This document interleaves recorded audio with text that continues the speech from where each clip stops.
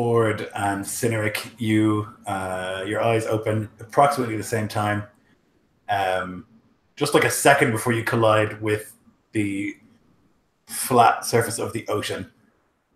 There's this just a blinding speed. There's this enormous crash as both of you, almost trying to grab each other in the air, splash into the water, and half a second goes by, and then there's these chunks of burning wood and metal are flying into the water around you.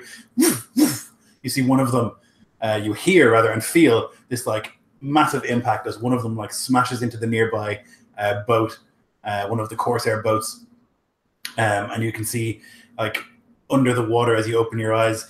Half a second later, a bunch of these Corsairs like jump out and into the water. It's chaos all around. And they're falling amazingly quickly, like these like gulls diving for fish, just into the water. I'm going to need each of you to make me a dexterity saving throw, please.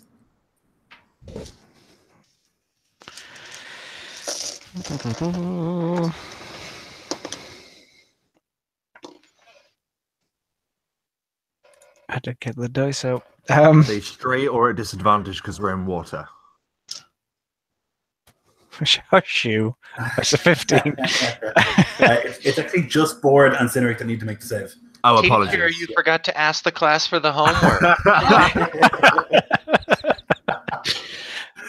I want it real, boys. Did you say 15, Dan? Got 15, yeah, on the dot, luckily.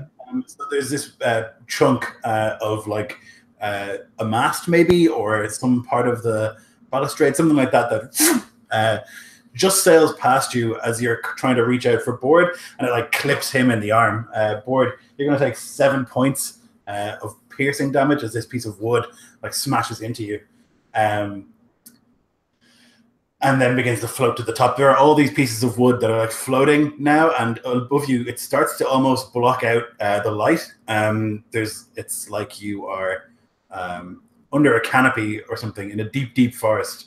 All these pieces of wood just floating above you, and where there's not wood, there are bodies. Many of them are floating face down. Others are kicking and swimming as best they can. All around chaos, and you can see. Yeah, this is what you see. What would you like to do?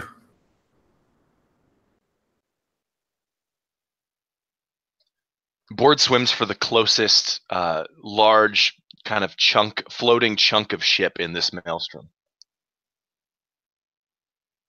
And he gets wounded on the way by this, just as you described, this, I imagine, into his side. Yep. So if you want to go swim anywhere, I'm going to need athletics checks from both of you gentlemen. I believe you're both in heavy armor. I'm medium. We checked medium? last time. Yeah. Okay. I still think that's probably disadvantage. Okay. It's the lighter medium that doesn't give disadvantage on stealth, I think, but I can't remember exactly. Anyway, I'll roll. If we are close next to each other, we can't assist each other particularly. Help each other. I think if one of you makes it, then you can assist the other one. Sure. Okay. You know what I mean? And this was just an athletics. Yeah. With disadvantage, that's a 14.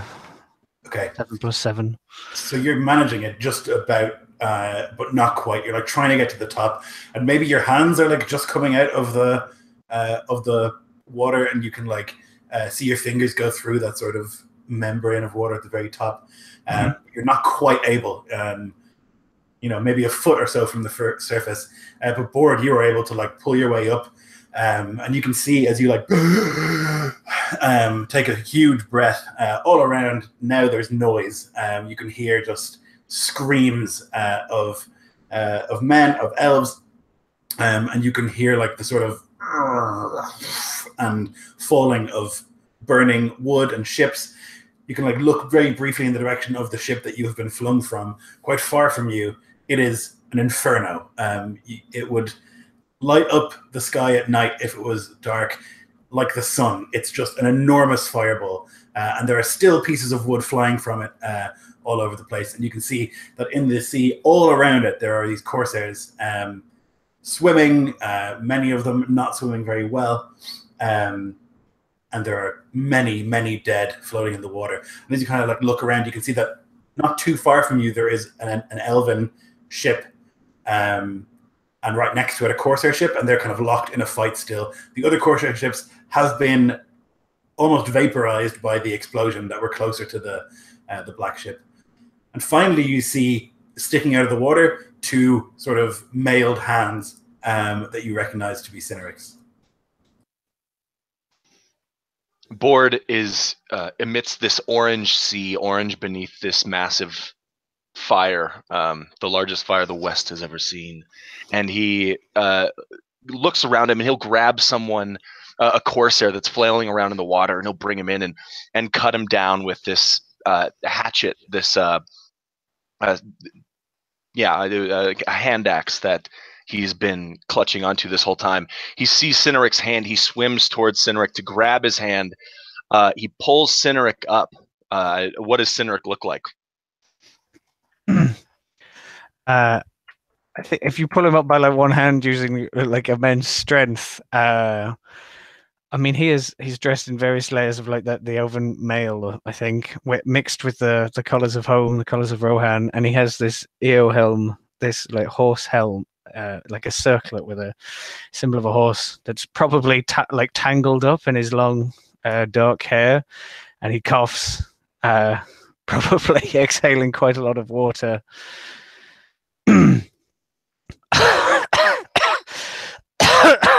And Bord hits you on the back. And I imagine like lays me down or something on top of the slanted piece of decking or something that your weight probably pushes down into the water a bit. He does, and he sees the catch-22 you're in, and he will actually, after ensuring that you're safe, you're not going to drown, you're on this thing, he's going to dive off towards the 2 ships, the Corsair and the Elven ship, that are locked in combat.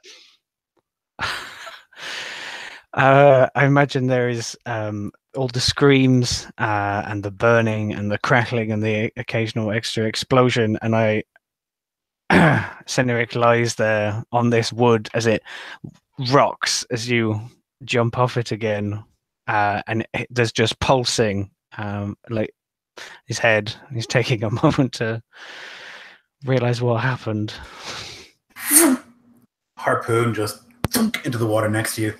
And you can see that on this boat there is this black-toothed Corsair, and he like reaches for another sort of barbed harpoon, and he like puts one hand out in front of him, this like perfect form, and throws another one.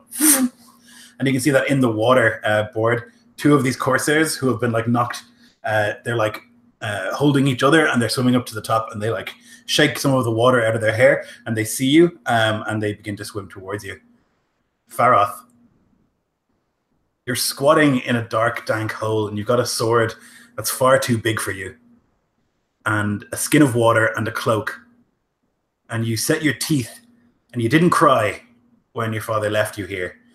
But now that night is falling and you can hear these noises all around, you are definitely scared.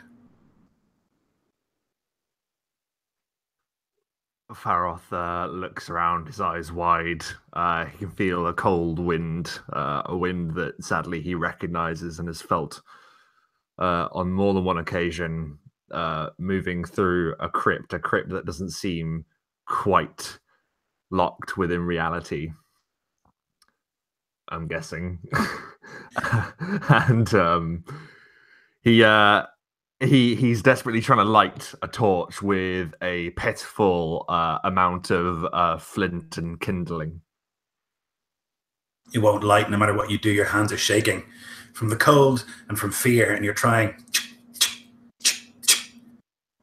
I think it's after too long, Faroth realizes that like his hands are covered in water, and the flint and the kindling that he's trying to light is also soaked. He's soaked as well, and he doesn't know why. And then you can see this light from outside, this like shining light, the moon maybe. Faroth. This voice, very sweet and alluring. Faroth, come to me. Farrell slowly straightens and he looks at the light, and then he looks back into the darkness behind him. He feels it'll be all too easy to step back, to allow it to swallow him, for him to disappear forever with his sword and cloak. And he takes a tentative step forward, trying to see, squint into the light to see who is calling him. Come to me, Varoth. You have been through enough pain. How many more must die? Varoth! Varoth! Slap! You get this slap on the side of your face, and your eyes blink open, and there's sounds of chaos everywhere. You're being shaken by this grotesque face opposite you, and then as your eyes clear, you can see that it's what's left of Glorfindel. He's got no hair.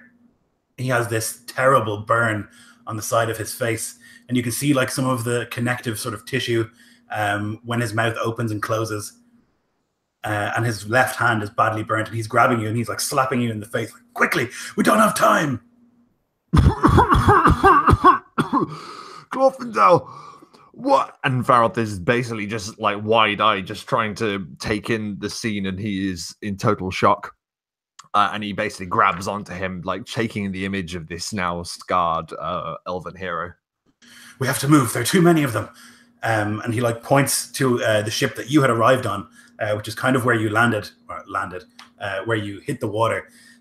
You can see that it's partially on fire, and there are a couple of elves on there with bows, like firing at corsairs in the water. But there's a mob of them, maybe 6 or 7, moving towards where you and Glorfindel are.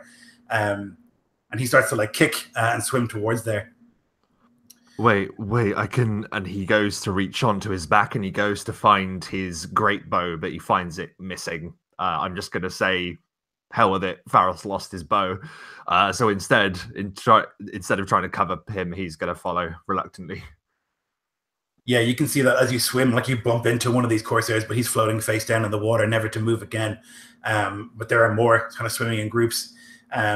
And a couple of them peel off to go for you, while a couple of them, more of them, go for Glorfindel. Even with his current state, he's obviously a creature of great importance. There's still an aura, and a lot of them kind of like have this look in their eyes, this greedy look as they swim towards him.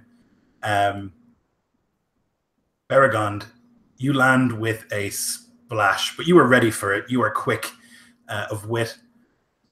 You're able to turn your body into a point so that you can enter the water more easily without such a loud splash. And you go deep into the water. And as the force kind of pushes you under, you can see underneath the waves the enormous bulk of the black ship and the many holes in the hull now, and the black sludge that seems to leak from it into the ocean. And you can look around and see just countless sailors and corsairs and elves floating just beneath the surface of the water, many of them dead, some unconscious, some fighting desperately for their lives. And as you like pull yourself to the surface and take a breath, this is war at sea. And you've heard so many stories of how glorious this is, of Numenor and of Gondor and the great ships of the Second Age and the battles on the ocean between Gondor's fleets and those of Umbar. And then you think, this is that glory, men screaming and men drowning.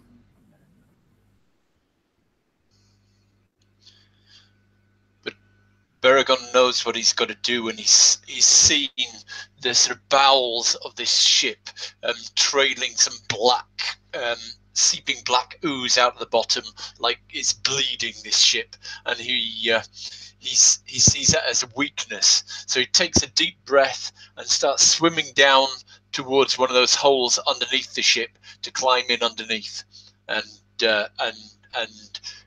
it's just some sort of primeval instinct to hit the beast where it's wounded and try and drag it down. Okay, so you're swimming under the water, holding your breath as best you can and kicking and swimming, and you feel this sudden tug at your leg, and then a sharp pain. And as you like turn, you can see the shape in the water of a corsair who has tried to stab you. But he just barely misses. He like nicks your ankle with the blade, and you can see that as you turn, he like lets out a couple of bubbles to and he has this look in his eye, just this mad survival look that he needs to kill you. And we will all roll initiative, please.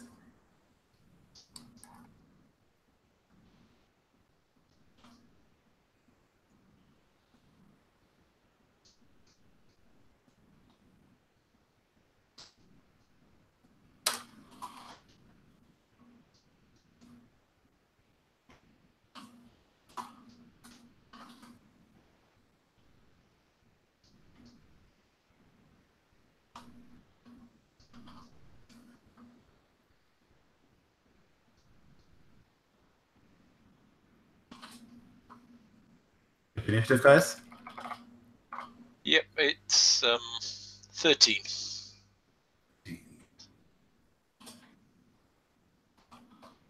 Just put it up in a second. No worries, I got it. Yep.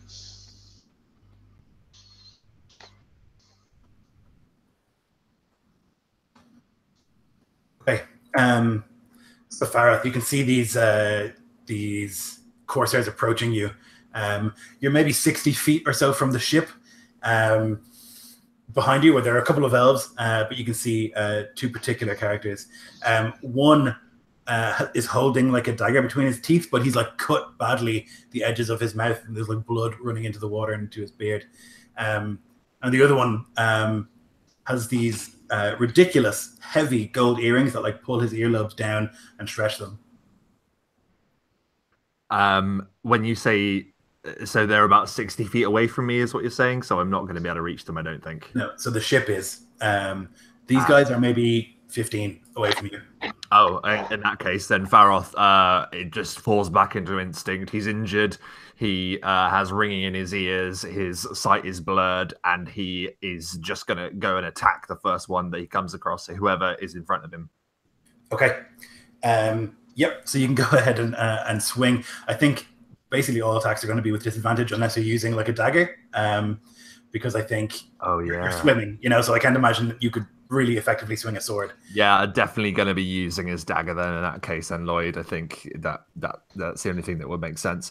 So Dirk in hand, he is basically just going to use his legs to push off some flaming debris, and he's going to try and drive this dagger twice into the one closest to him. The first attack is a 18. 18 hits. Okay. The second one is definitely going to miss. So that is he is an agent of the shadow, I'm guessing. Yes, indeed. So that's 7, 8 points of damage as he thrusts the dagger into him. Roll me a d10. Ooh. That is a 2. So you like slash it briefly, and then you like stab it into him, but you manage to catch. You feel it like grate against a bone somewhere inside. As you pull it out, you can see his eyes like glaze over, and he like floats away. Dealt with. This harpoon thrower stretches out his arm again, takes 2 steps back, and then 2 steps forward, and unleashes. Try and throw it at the prone Cyneric. Technically disadvantaged because I'm prone, but also, bedraggled. Yeah. So it's up to you. Yep. No, I'm doing a disadvantage for sure. Okay. So he gets 13 plus 3, 16, which probably won't hit you.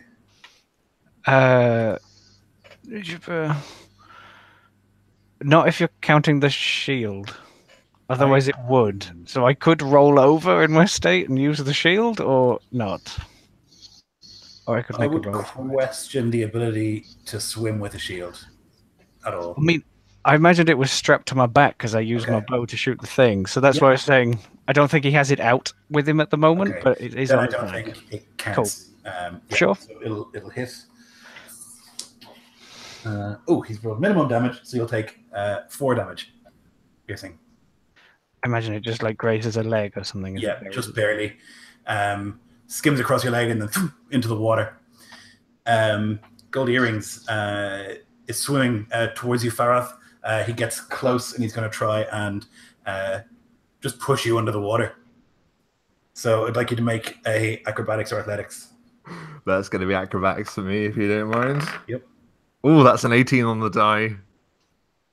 Let me just quickly 18 plus 5, 23. Yeah. Okay. So he comes over to you and he just like grabs you and he just tries to push you under the water, but there's like this mad survival instinct. No longer like technique. It's just mad sort of animal resistance. And you're able to push him off of you. He will try and then punch you in the mouth, which he also Naturally. bottles. He tries, but like as you push him away, he's not. There's nothing for him to stand on to get any force, and it just kind of like flings near you. Okay, Board. You're swimming towards this ship. The two that are in front of me that began swimming after me just previously. Which ones are those the same? Those aren't gold earrings, right? And the harpoon. No, so Claw Gauntlet and Burn Beard. Okay, great. So he will grab this this person by his burned beard. He's going to swim towards him as quickly as possible to grab him, and he's going to try to, maybe after this grapple succeeds, shove his head into the person behind him. Claw Gauntlet. Okay. Mr. Claw. Sorry. And so I suppose with the grapple, if you want me to grab this person first using like a strength check, then that would be a 21. Yep, I'm going to see if he can. I mean, not even a little bit. He's just helpless. So you're able to easily grab him. Okay, and I'm going to try to do, I guess, an unarmed strike with his skull against the other one person behind him. And that is the thing that's going to be a little sad. Is in total that will be if I think that's a 12. It's possible. I don't think I add my proficiency bonus, but yeah, 12. I'm not sure that you're proficient in using enemy this guy's heads. skull. Yeah, you don't think so? Okay. I mean, you can make an argument for it. I think I'll work it into the backstory in the future. Yeah. Okay. So you grab this guy, you've got him grappled, and he's like, as occasionally he like goes under the water and back up again, and you try and like swing him towards the other one, and he like pushes away a little bit from you, in this desperate battle. Baragon, you turn and see this ankle grabber, this little creep who's got like a little knife in one hand, and he's swimming down after you.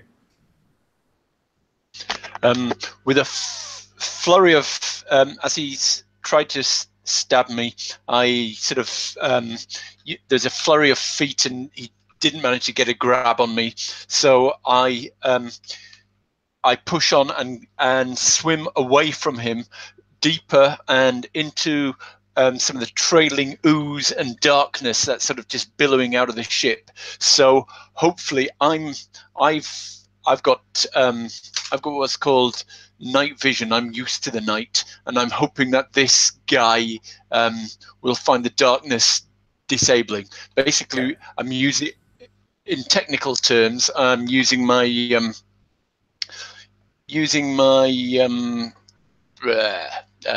cunning action to disengage, and then with my main action, once I've swum as far as I can away, if my aim is to swim into some darker area of the sea where my night vision might give me an advantage. And if I've got if he can't see and I've got advantage on attack, I'm out of my backpack as I'm swimming. I'm pulling my bedroll, and I'll be sort of waving my bedroll to one side to sort of give him the impression. So as he can't see, he'll just sort of see some movement through the gloom. Aim for that, and when he's going for that, I'll stab him with my dagger with a Excellent sneak attack. Good idea. Okay. Yep. So Baragon goes further into the darkness. This like strange, gloomy blackness emanating from the ship. Cyneric. So I think after I took that shot, like I did have time to get to Board and pick him up. So I think the bow was over one, and the shoulder. I imagine all the arrows are scattered to the seven seas. So he like might go and reach back and find out that there are just no arrows left. And so I'm gonna spend in front of me, how far is like Board wrestling with people in the water? I would say 20, 25 feet, something like that would be my guess. And the javelin guy is a bit A further on. little bit further, but not in the same direction necessarily. A little bit. So I imagine that Board is like to your left, and this guy is probably like right in front of you. Okay. Can I roll back off the wood in the opposite direction to where he is, but hold on to the edge of it? So now I'm, like paddling, but I'm pushing the wood up out of the water, so I have cover from the javelins. I think that you would need to put both of your arms over the wood in order to stay up, because I think you're so heavy, But yes. Yeah. I both of them are over the lip of the wood, and I'm pushing my weight down to push the wood up to give me cover, and then I'm going to try and swim towards the javelin guy. Okay. Yep. All right. Sounds good. So can you just make me an athletics, please? Sure. That is 18 on the die plus 7 for 25. Yeah. You're grand. You're able to like hold on to this thing and like just kick like a maniac and try and get closer, and you feel like you're making some progress. Yeah. So you're able to move. Bloody Mouth. He's dead. Faroth shanked him, and now he is falling down to the briny depths. Claw Gauntlet, named that because he has a gauntlet that has some spikes on it. He is going to just try and punch you, Board, and ruin your day. Great. Good luck. 19 on the die. He will punch you. You will do that. 19 on the die. Man. With like 5 piercing damage. Oh, really? Piercing? Yes. What is on this gauntlet? This like a blade or something? Yeah, it's kind of like a heavy glove, but he's got almost like a knuckle duster, but there's spikes on the end of it. It's the kind of thing that you can punch with and still swim. I would imagine that a lot of these guys have weapons like that for this express purpose. Totally. So he managed to get a quick dig in. Burnt Beard is right next to him, and he's going to try and... this is the one you have grappled, isn't it? Yeah, I got him by the beard. You do, yeah. Where's Ankle Grabber? He's behind you. 4. Yeah. Yep, got you. So this burned beard gentleman is gonna let's see. I don't think anyone would try and headbutt a Bjorning. I think that seems like a bad idea. So he's gonna try and poke you in the eye. That's what he's gonna try and do. Like gouge out my eyes with his thumbs? Yes. He's just gonna grab for your face and just like try and push whatever digits he can into whatever yields. And we're both just like, ah! Just absolutely desperate. He's going to get a 15 there. Plus 2 will be a 17.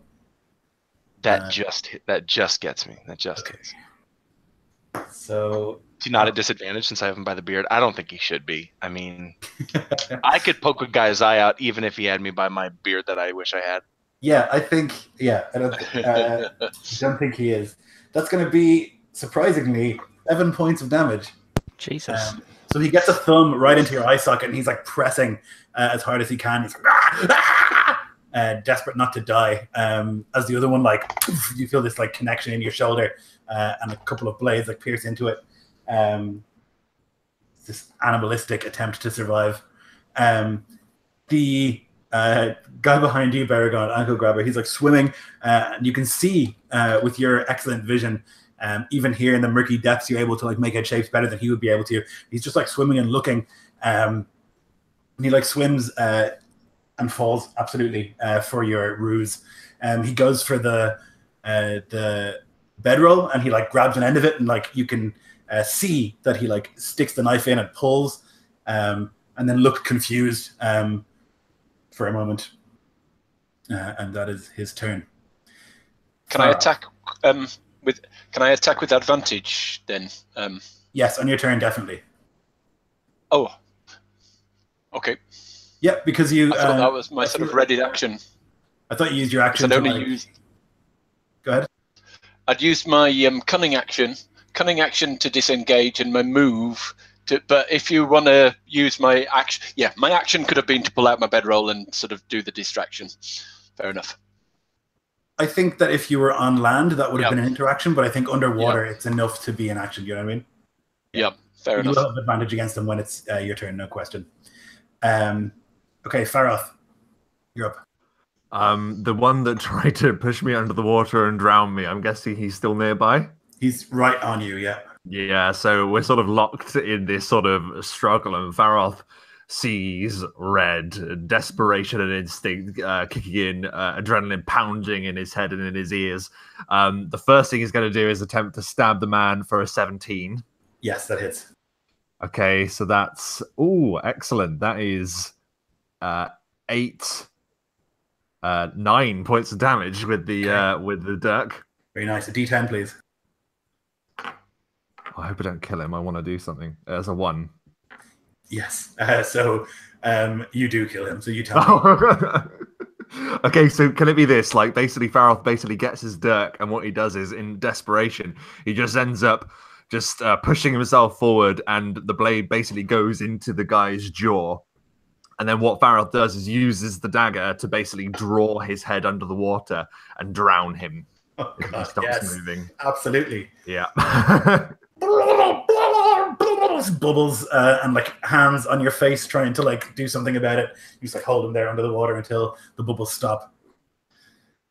Oh boy, this is grim. Harpoon thrower is going to throw another harpoon. I'm going to try and get near you, Cineric, but I'm going to give you cover. Sure. I mean, there's like the upper third of me above the water behind the wood, so I'm going to give you I think 3/4 cover is the one that's +5, right? yes, I think so. Okay, yeah. So you just feel like a thunk, and maybe like right in front of you, this like little tiny tip of a harpoon just like pokes through the wood. But you're saved by the wood. Absolutely. It's gonna be him. Gold earrings is that's the guy that Faroth just killed. Board is going to, in the midst of this contest, he has these just a thumb in his eye and fingers all over his face. He's going to, for his first attack, he's going to reach over just with his face. He's going to turn his head. He's going to bite this guy's fingers off. Oh, brutal. Yes. I'll match you. I don't know what you want me to roll for that. You can make an unarmed attack. Okay, great. Well, and I feel like you're proficient in that. You must be. Oh, now, yeah, I think that's true. That's a good point. Not with other people's skulls, but with my own mouth, I'm pretty good at it. Then that would be a 15 total instead of 12. Yep, that's a hit. All right, great. So he sinks his teeth into this non gloved hand, or maybe it's a gloved hand, and the guy just screams. And for the second attack, I'm going to put him underwater. Okay. Yep. Oh my gosh, that's a natural 1. Wow. Okay. So you bite deeply into this this gloved hand, and you can feel in your mouth like a crunch as fingers are broken, maybe separated from the hand itself. And he lets out this awful scream, and just like some like primal reaction in him, he just like shoves the palm of his other hand into your face, and it's enough to like knock you off, so you can't push him under. So I'm going to say he's not grappled for that one. Yep. Awesome. Just like blow, bam, into the nose. And for a second you can see stars, but you shake it away. Baragond, yeah, you can see this creep who's following you. He like slashes at the bedroll. And if it wasn't so dark and murky, you could almost see the look of confusion on his face. And yeah, I was waiting for his slash, and the moment he slashes, he's got a pigtail. I grab his pigtail, drag his head back, and try and stab into his neck, hitting an AC of 18. Yes, sir. And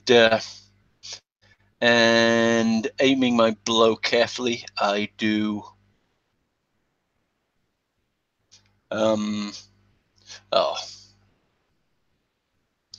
16, 22 points damage.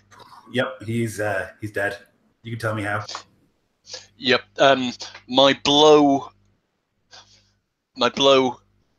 severs or gets into his spine, and he loses control of his arms and legs, and he's twitching. And as the pain sort of explodes in him, he lets out a scream underwater, so it's not heard, and all the sort of gas escapes from his lungs. And then he realizes he's got nothing in his lungs, and he's just suffocating underwater, looking up at the surface of the water but unable to move his arms and legs, just staring desperately as he's sort of flailing about until he loses consciousness.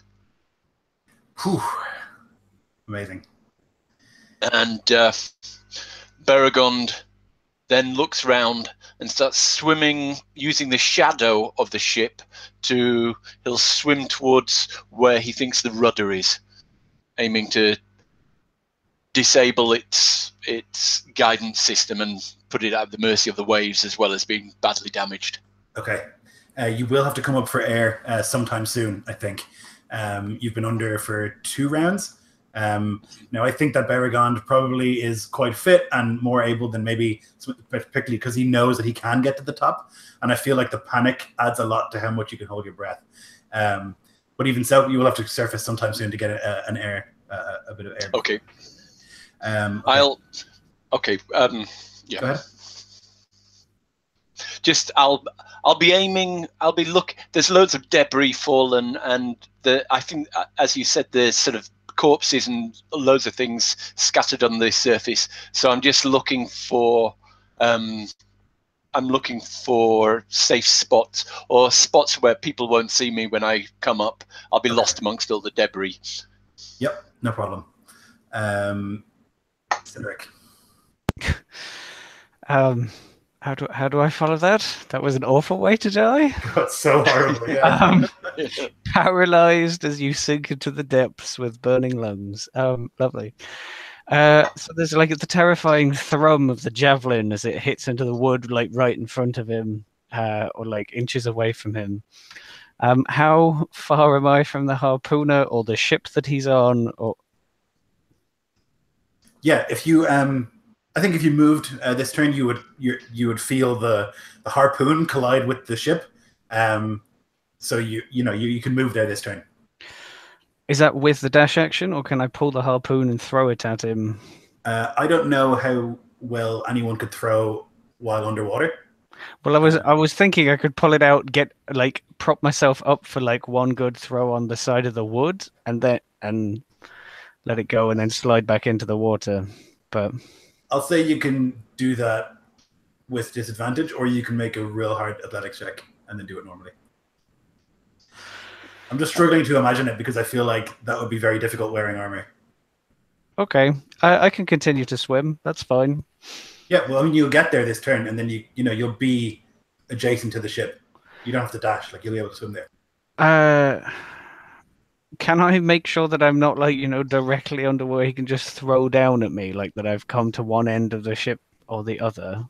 Yep. So you can pop your head up briefly and have a quick look, and you can correct your course. Sure. And then I'll attempt to try and climb on board the Corsair ship, I'm guessing. Yes. Awesome. It's better than being in the water. Yeah. Yeah, I know. I just wanted to take him out in case he hits me and board quite a lot. Yeah. I thought I'd leave board with the other two. Yeah. So. Okay. Clawgauntlet is going to try and punch you in the back of the headboard. So you're dealing with this other guy who's smack you in the nose, and this other guy's behind you, and you feel like a hand on your shoulder. He pushes himself up out of the water for a second, and he's going to try and punch you. But it's ineffective. He slips off maybe some of the metal on your armor and just goes whoosh, back into the water and is unable to do anything. But Burnbeard is going to scream in agony at his lost fingers. And I'm going to see if he does anything because I feel like that's so devastating. Yeah, he just screams and he's holding his ruined hand. And he's trying to swim and he's kicking and he's just backing away from you as quickly as he can. You can hear him say something in his language that you don't understand, but it sounds like begging. And he swims away as best he can. Ankle grabber is very much dead. Faroth. Faroth is blinking the salt water out of his eyes, and he is looking either for the next target or the nearest portion of whatever ship he can swim to stand upon. He wants to get out of the water. So there is an elven ship maybe 60 feet from you, so you can start swimming there if you like. Other than that, you can see in the distance, maybe 150 feet, there are several ships, like 2 elven ships and courser ships that are on fire. I don't think you'll be able to see like your friends there, though. I don't think. Yeah, I can't. I was going to say, I can swim over and help, but I'm guessing he's miles away. So instead, Faroth is just going to, in that case, spend his movement to get there as quickly as possible to the nearest ship he can stand on without falling into the water again. No problem. Yeah. Okay. The harpoon thrower. He is looking around. I guess you're a very obvious target, Cynric. But he's like looking around, and you're like very close to the boat now. Yeah. So he like has his harpoon ready, and he's just going to throw it on board instead. Now there is a very good chance that either of these 2 other dweebs with him will get hit instead. I'm going to say this is all with disadvantage because they're basically just bobbing heads. Okay, so Board, you see this as this guy is like begging and trying to get away from you. There's a harpoon that just catches him in the shoulder. And he just like immediately like goes limp and floats in the water as his harpoon hits him. And you hear a curse from the boat, Cynric. Oodak, dak, that he like grunts in his strange language. That was harpoon thrower. Board sees this happen. He sees the burned the Corsair with the burned beard just kind of sink a little bit lower into the sea and fall limp and just kind of float there for a minute. He turns back around at the one with the gauntlet, and he's going to attempt to kind of do a similar thing and grab him and push him underwater.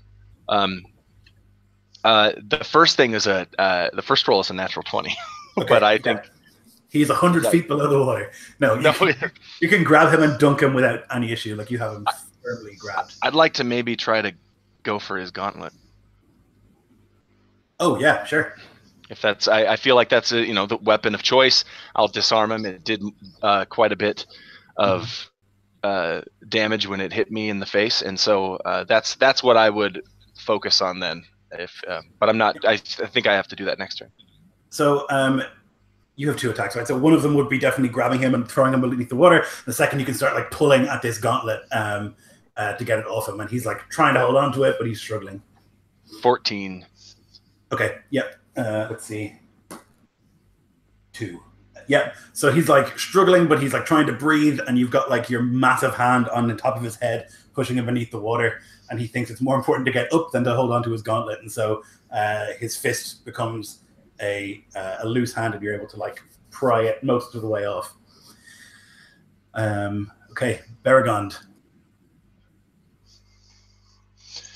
Beragond is swimming for the is just swimming up for a gap in the between corpses. He's swimming up into a huddle, takes a breath, gets his bearings, and then dives back down beneath the water, aiming for the rear of this great hulk.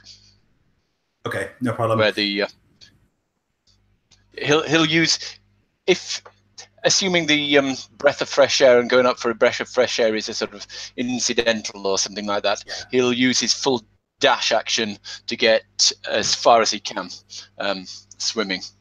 Yeah. It's kind of odd. If you remember, you do remember all of a sudden this like flash to the dead marshes, and you would look in the water and see all these people, these fallen people who are like just beneath the surface of the water. You're on the other side of that now. When you go under the water, you can see all these people floating above you, just like floating dead men, elves of all descriptions. And it's like this strange mirror. You're on the other side. It's quite frightening. Cynric. Am I able to, using the flotsam that I have as a bit of a leaping point or whatever, start climbing up this ship? Yes, certainly. Now, I mean, there is absolute chaos, and I'm not potentially doing this, but very stealthily. But I kind of want to, climb up it and get an idea of what I'm about to go into before I leap over the side and scream with my axe. Yep. So you can, I imagine that you put like your hands over the lip, and you can just like pull yourself up for a second, like do a Radlord pull up, and you can just have a quick look. And you can see that there's maybe 6 Corsairs on here. There are also 3 elves on this ship, and they're like fighting. The 3 elves are like fighting with typical elven skill, although they look pretty beleaguered and exhausted. And they've been pushed to the far end of this little ship. Closest to you is the harpoonist. You can see there's like a couple of harpoons in this little barrel next to him, and he's like reaching for another one with his eyes set on board. Is that basically the great extent of my movement for this turn? I think you can pull yourself into the ship. Okay. Can I pull myself in like behind some cover barrels or some sort of remnant of a mast? So I'm not in direct fire. I might even be hidden from the guy, but I don't know if you want to try and make a stealth roll or something to thump quietly onto the deck. I don't think it's possible to thunk quietly onto the deck, but I do think it's possible for you to jump behind something. So like behind a mast or something like that, definitely possible. Yeah, I'll slump down behind cover to catch my breath, and hopefully be out of his sight. Maybe he's too, focused on board. Yeah, no problem. So you're able to pull yourself in. It's agonizing. You can feel the burn in your arms and in your back and in your stomach, like all these muscles working in tandem, just like to try and pull your soaking wet armored weight into the boat. And when you finally like get over the lip, you can go ugh, and like thunk onto the deck, and then immediately like stand and like try and crouch rather behind one of these barrels. Yeah. Okay, nice. Clogon is drowning. He is going to try his absolute best to get out of that situation. So athletics check from you, board, please. Your DC is a 7. Literal 8. Literal 8. Wow. Wait, no, 11. Okay. So it's close. He's struggling, and he's struggling with the strength of a person who is about to die. That sort of desperation that you would never be able to muster in normal circumstances, but his like strength is somehow more than it's ever been in his life, and he's like, you can feel like bruises forming immediately at how strongly he's like grabbing your arm and like trying to pry it off him, but then there's and he's struggling big time. Okay, that was Claw Gauntlet. Burnbeard is dead. Ankle Grabber is dead. Faroth, you're still swimming. Just keep swimming.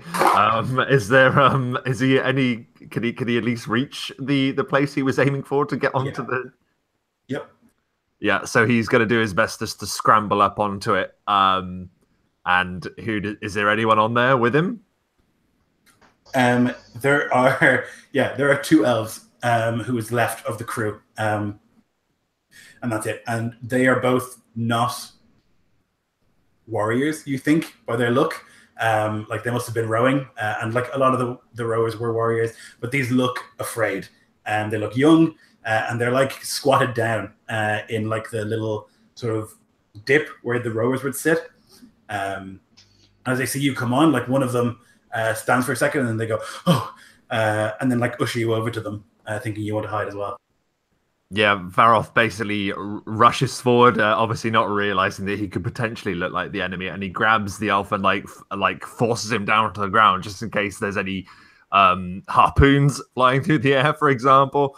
And he looks, he looks into this elf's eyes and he says, "Are there any more of you?" We don't know. We're all that's left on the ship. The explosion and. Do you have any weapons? Yes, there are some, and he like points. There's like a chest that you could open. Varoth is going to open the chest, I guess. Yeah, there's a couple of elven sort of short swords and a couple of bows. He's going to take up the bows and he's going to press one into the hand of one of them, and he's going to keep the other just for the time being. And if I mean, this is combat, so this might take more than my actual go. But can I take a shot? It's up to you. Yeah, I think you moved so far. So at this stage, there's no like. So to get gamey for a second, there's no like initiative targets near you. Yeah. But if you want to like make a shot or whatever, we can include it in the general battle.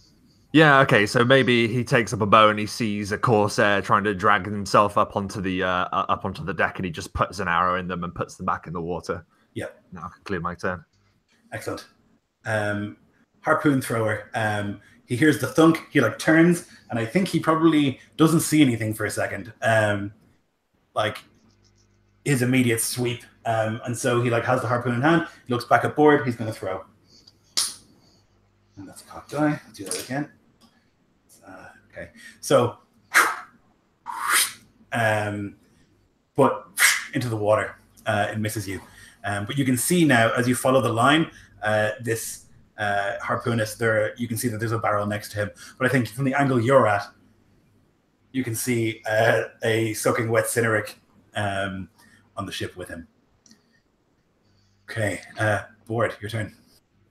Board kind of spins around in the water, so the back of this corsair is facing the ship and the harpoon thrower, and that's when he sees Cyneric.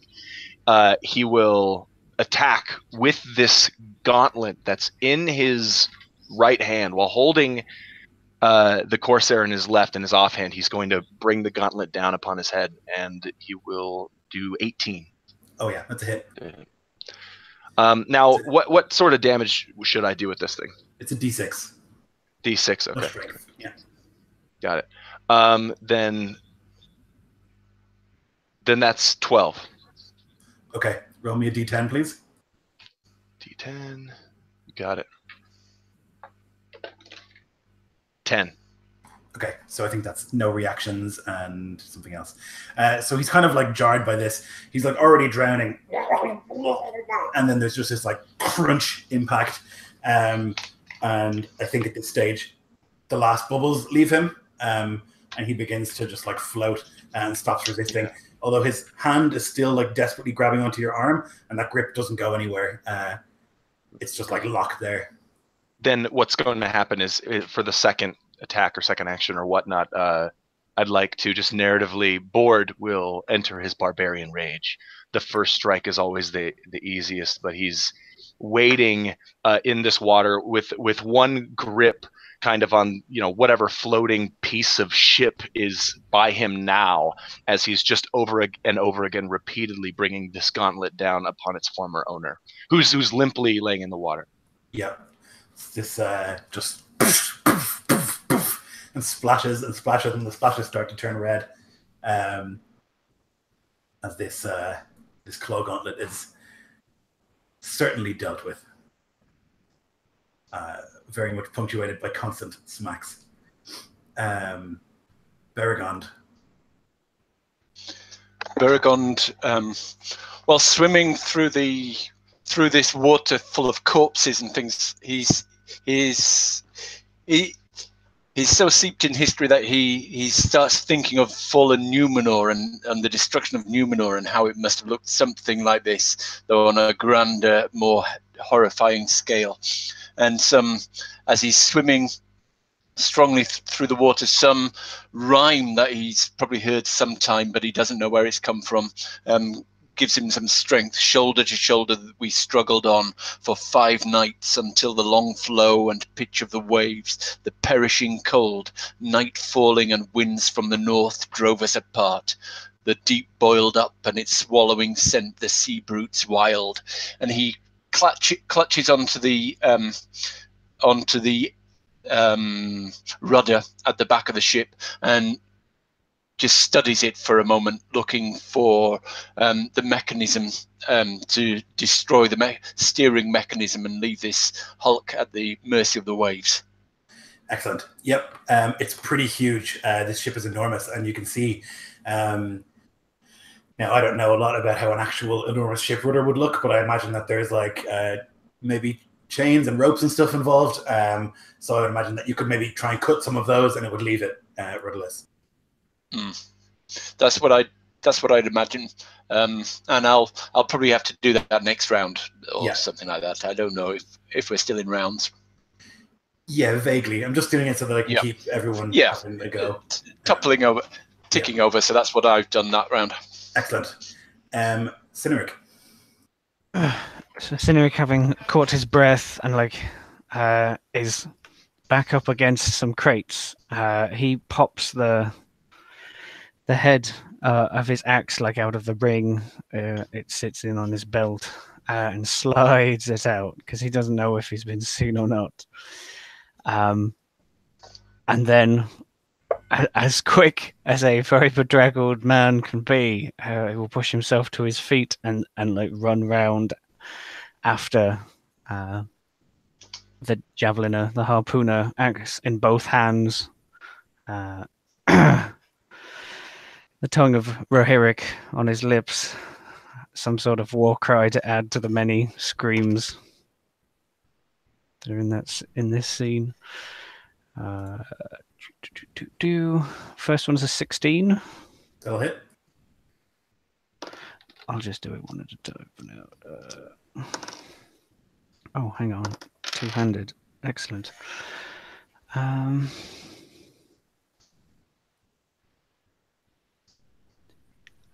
13 damage.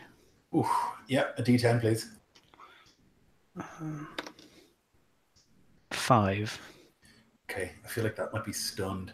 The second hit will swing in and end him. That's a 21 to hit. Yeah, he's dead. He's only got 2 hit points left.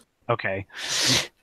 So while he scans the water for board, he's interrupted by some blood-curdling Anglo-Saxon call of the Rohirric charge.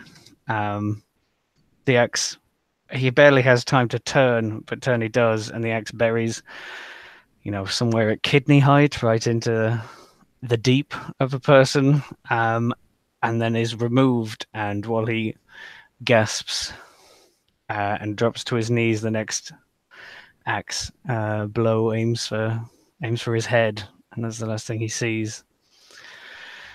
Nice. Yep, he clunks to the deck of this little ship, and you can see that the elves are still fighting these corsairs, but they're getting the better of them now, slowly but surely. Cynric will go to aid them as he can in the ensuing turns. So Faroth, Glorfindel climbs onto the boat that you're on as well, bloodied, battered, burned.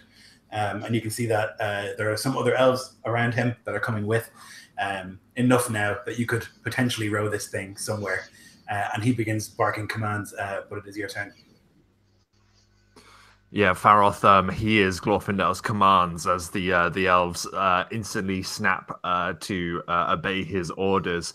But Faroth's thoughts go to his friends, and essentially, as he goes to help, pauses and looks out into the devastation across the bay to see if he can spot any of his friends, first of all. Sure, you can make me a perception check. I'm going to say with disadvantage, though. Yeah, I thought you were going to say that. That's absolutely fair. Smoke, fire, bodies everywhere. Oh dear, so that's a... Let me see. And just...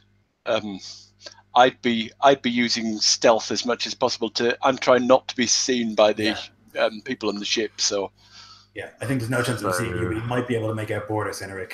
Yeah, that's an 11, so probably not. No, it's just chaos, and there's too much smoke and fire everywhere. There's like these thick clouds of smoke emanating from the big ship, and you're quite close to that. And it's kind of like almost clinging to the surface of the ocean. So unfortunately, yeah. Faroth takes a moment, and his mind's going back to Cynric kicking and setting the explosion off. But he banishes those thoughts from his mind. He needs to be in the moment. So he basically cedes to making sure all of the elves on this boat are okay, and he does his bit to ensure that the rowing is steadily and pacily done. Yep. Glorfindel begins to row away from the big ship towards where you can kind of make out fires, which you are guessing are the other ships, and he starts to move his ship that way. Okay, Harpy is very much dead. Bored.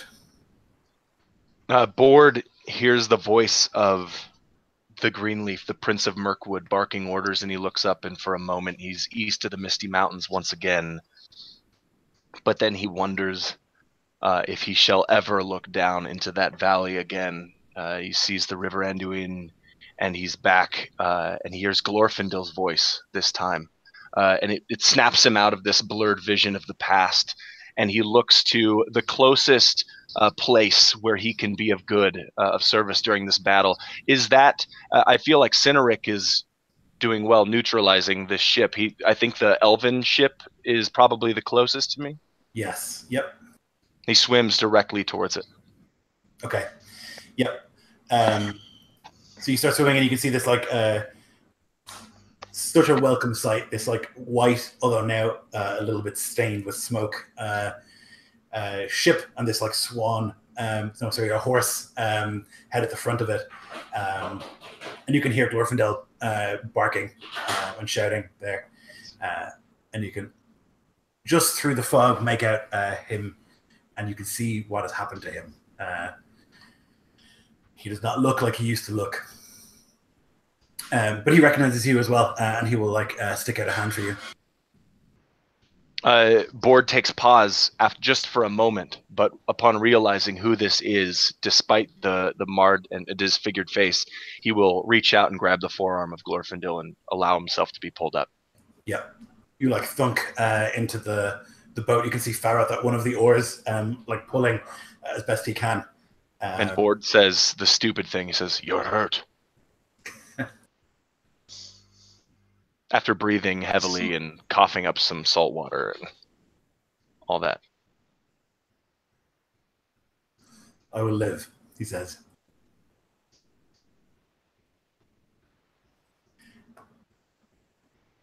Baragond, you're looking at this machinery, this rudder.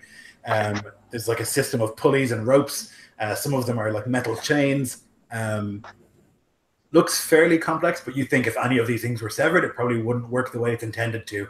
Now the ropes are thick, but maybe you could figure it out.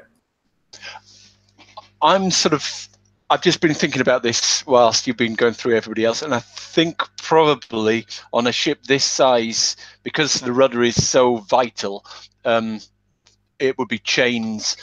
That would be the vital thing controlling that and controlling the steering.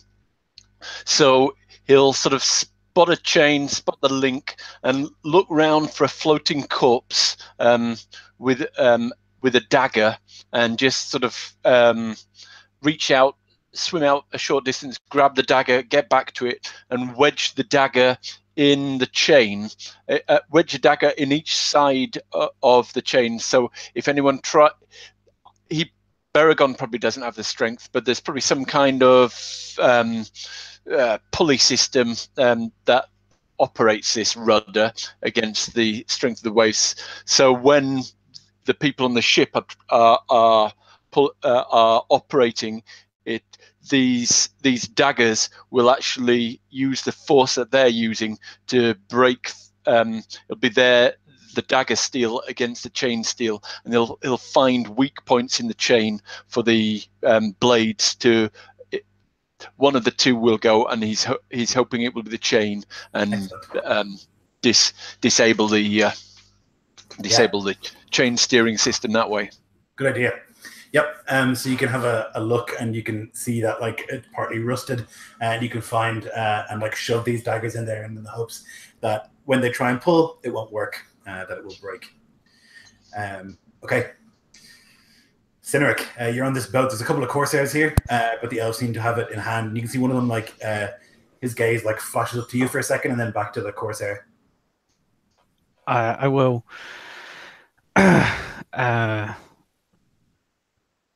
yeah. So the axe is pulled out of the man, and he looks to the beleaguered elves that are pushing back, and he runs in to help them, charging to the back and trying to break the Corsairs. Do you want me to? Yeah, I mean, I think at this stage it's foregone conclusion. Like there's only a couple of them left, and they're already struggling, and then you, with your big axe, suddenly appear and just splat. And a couple of brief moments later, the ship is yours.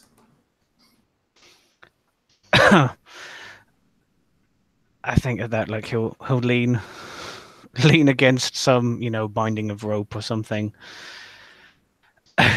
Take a very, very large breath. Yeah, the first piece of even a second of rest you've had in quite some time.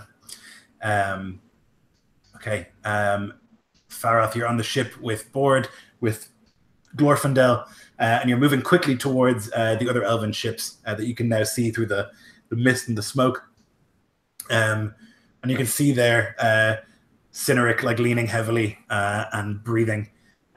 Although of Baragon there is no sign. Cynric! He yells over the water, trying to get his attention. I hear very, very faintly, perhaps on the distance and through the screams of people, a familiar voice. And I imagine like the elves are also kind of, I know they probably don't do such human things such as rest, but maybe we'd like congregated or something in opposition. But I hear that and I look up and round. They've probably already heard it. And I run to the side of the ship closest to where the boat is coming in. You live, brother!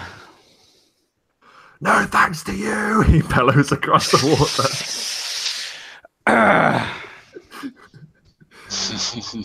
We need to regroup.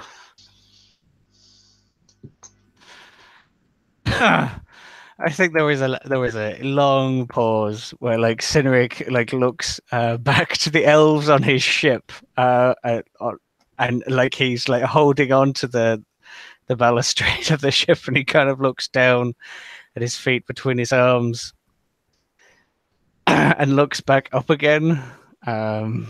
He knows there has been a considerable cost. Where do you head? Faroth looks to Glorfindel.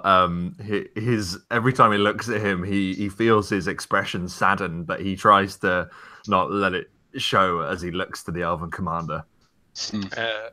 And he'll get bumped by Bord, who will perhaps push Faroth forward to make the decision himself. Faroth just looks at Bord, claps him on the shoulder, and says, Lloyd, where would the most logical place be? Where would be the safest, most defensible place where we are at the moment?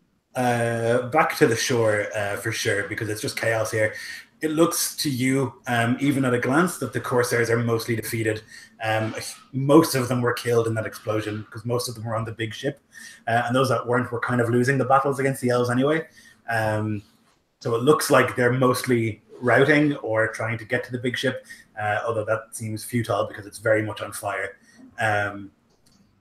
So it's really up to you. There's no... Faroth makes his way up the deck and stands next to Glorfindel, and he says, Glorfindel, we should move to the shore. And he shouts the order. He just gives it. He just says, to the shore!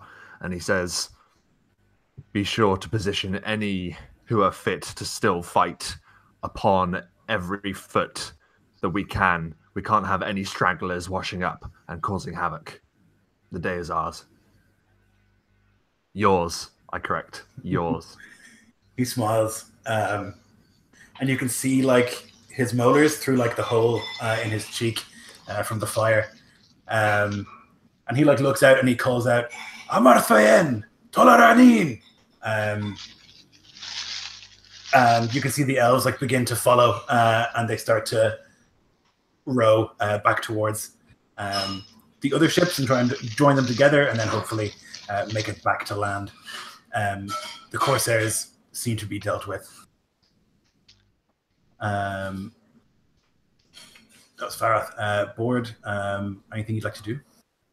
After he just nudges Faroth, and he nods to the command, and he pulls a leather strap on this gauntlet around his offhand, and it tightens to his arm, and he winds it around and secures it, and pulls the hatchet with his right hand, and begins doing everything he can to row or help elves out of the water to get everyone to shore. Yeah, no problem. Okay, so I think what we're going to do is we're going to do a little time skip. The day is 1. Eventually, Baragon finds his way to one of these ships after he has set that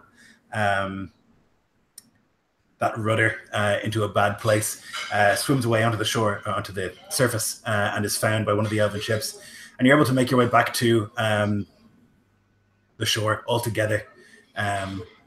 Those who have survived. There are not enough elves to row all of the ships, but you can row one of them comfortably. And there are cheers, ragged cheers that come from the town as you make your way back there. It's not really a huge cheer of celebration. It's more one of resignation. We've won, but at what cost?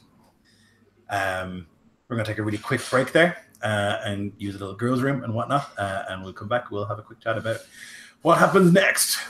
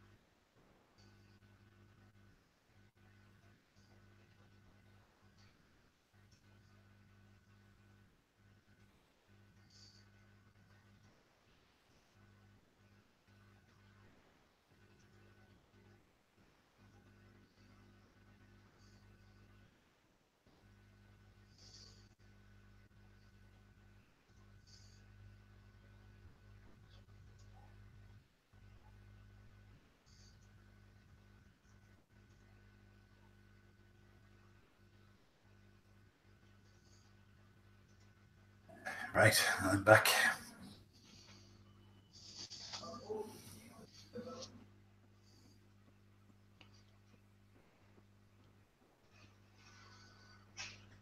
Yeah, so to those watching, I hope you're enjoying. That's what I think a naval battle might look like. Awful, horrifying, terrible. I think the deepest cut I received was from Farrell. Yeah. He was just happy to know that his brother had lived and was struck down by his barbed words. But you can tell, I mean, from that, you could probably tell, like, he's like, well, I mean, we're alive. Like, I mean, that's something. I mean, it's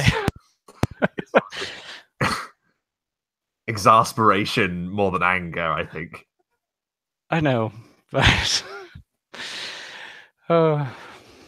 It's funny though. I just imagine it's just so comedic. Like, I imagine if it was a film, it'd just be a flat angle where you can totally see the distance, and they're just shouting at each other across the sea. yeah. Oh man, what a way to start a session, man! That was intense. Very intense. Jesus. Straight back in it. Oh. Doesn't look like those guys are not dangerous, but when you've been through a huge encounter and you're in the ocean, they're very dangerous. You know, like Oh yeah, a decent hit, I'd be dead. Yep.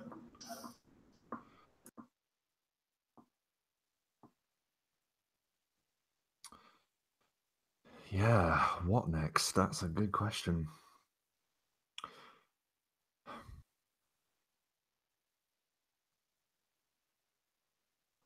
Guess we're gonna have to organize Gundabad, I guess. Yeah, that seems to be the first stop. Yeah, that looks like our next big thing. I mean, I have a thought, but Cineric's going to feel awfully guilty suggesting it. That ship has a lot of explosive ammunition Oh on my it God. that would be really useful for a siege, and maybe even a siege weapon It's or gone to two. your head, man. You're a bloody pyromaniac. I'm one of those orcs who got hit too hard in there. Just, I think there is a certain fascination ever since he shot that orc and he exploded in the river battle with very similar events happening just on a smaller scale.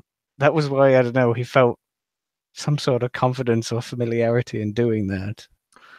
I think there must be something infinitely appealing to like a warrior that is used to, well, in war, you kill whoever's in front of you or whoever you can see with a bow, for example, to know that you can kill the enemy that efficiently. I can see why it would be an attractive option, but at the same time, we have seen it in intimate detail now. So, I mean, most of my original, like Bond specialties, whatever hopes and flaws and stuff, was about using the shadow against itself, and it never has it been more true. That's a very, very good point. That is one of their trademark weapons as well, isn't it? With, just so if there's any left. Yeah, that's what I'm thinking, is that not only was there a huge explosion, but also whatever's left will be partially underwater. Yeah, it's wet. It's wet, then there's no good. I mean, I know the big ship went down, but the little ships... Oh, yeah. Mm-hmm. They were using firebombs, for instance, so on us at the beginning of this. So there might be some remnants on the still floating smaller Corsair ships about how to, reverse engineer the black powder or something. A cleverer man than Cineric could do that. I really think, though, that if that is going to be a suggestion, Faroth isn't going to be too keen to go back onto the water, to be honest. Again. Yeah, he's like, I'm all right, thanks. Mate. I'll happily just fight harder than have to use it. Oh, man. We're breaking into Gundabad. That being said, we do have a wizard prisoner. Perhaps he can help us with something. Oh, God. That's a deal and a half.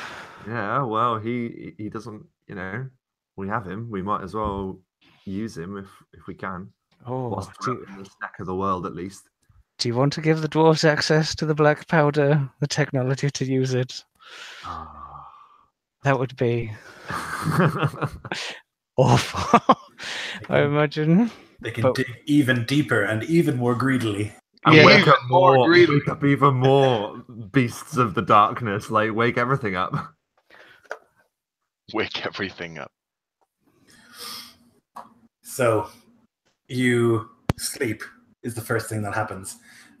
You go back and there's ragged cheers and pats on the back, and you're brought to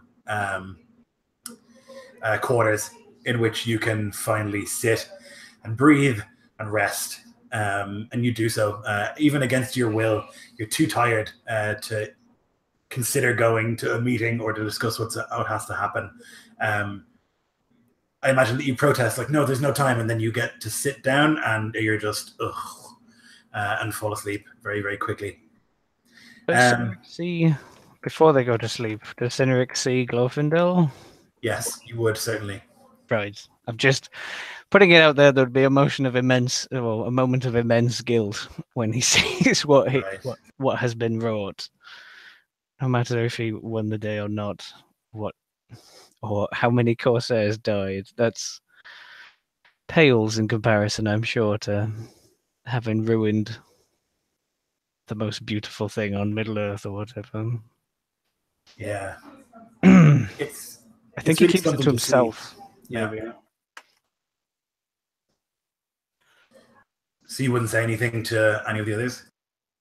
I mean, they know or to some degree. Farroth certainly does. Maybe Board was distracted. I don't know, but I mean, they know what he did and what it caused. It takes a very big man to admit that level of mistake. I think, at least so freshly right now. I think he just despairs when he sees Glorfindel, Glorfindel, and then think of the people that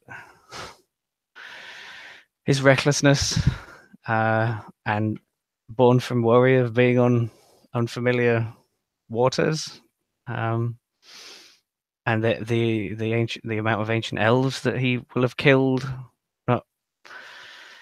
the hundreds or 1,000 or whatever corsairs that were dead from that explosion, don't really register compared to what damage he's actually done to the people he's trying to help. And for a man that calls himself like elf friend, that was the light of the elves is what brought him out of his darkness. And what has he done to repay them? In your moment of guilt, as you look upon Glorfindel, you'll feel Board's hand just kind of squeeze your shoulder just for a moment as he is ushered behind you to his quarters. He's exhausted and going to fall asleep, but just for that moment, he tries to comfort you just for a second. It means a lot to him in that moment of darkness, but he gets ushered off in a different direction to a different quarter, and then is alone with his terrible thoughts.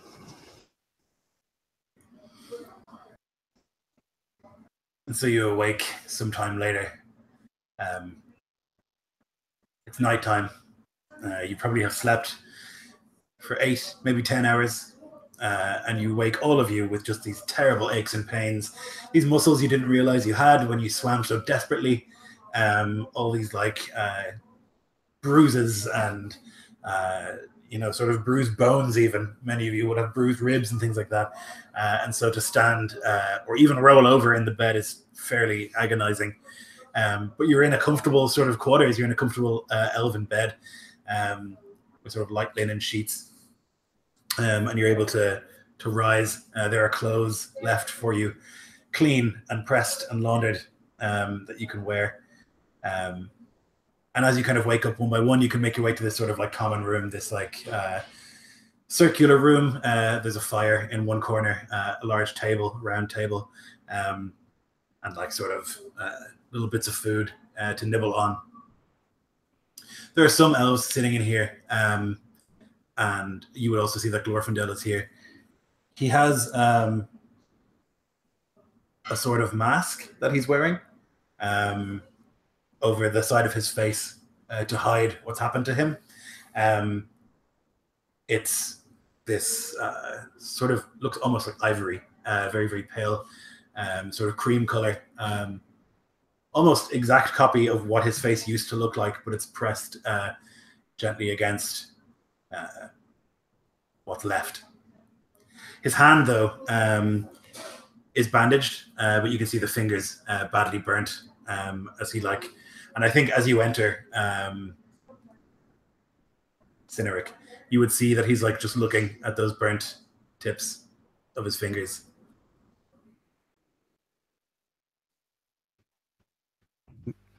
Can I just add one? Oh, sorry. Sorry. Yeah, go ahead.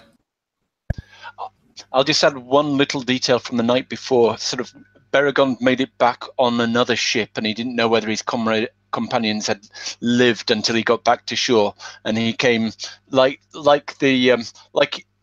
in Lord of the Rings. There's that moment of reunion as he sees them and sort of laughing, runs back, sort of hugging them, and he goes from one to another, laughing and hugging strongly. And then he turns and he hadn't noticed Glorfindel until that last minute, and he can't hide the sort of flinch and horror in his face as he just looks up at Glorfindel, and then he tries to hide it, but he just can't. And Farroth just puts a hand on your shoulder as if to say, I know. Brilliant.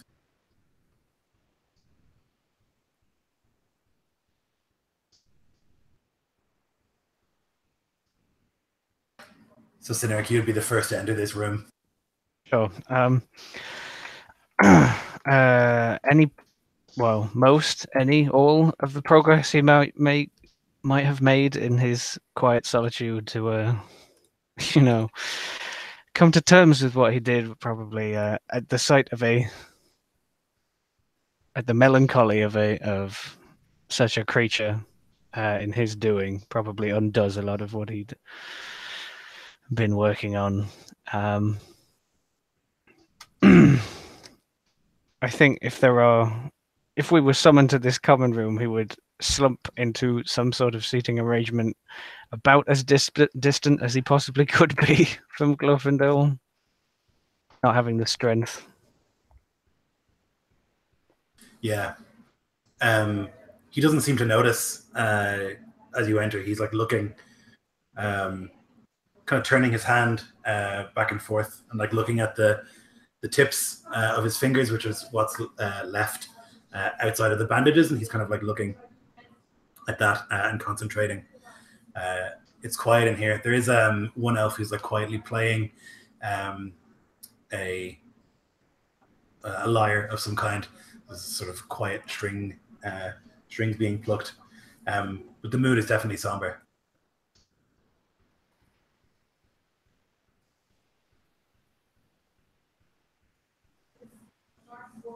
Board, I think you're next.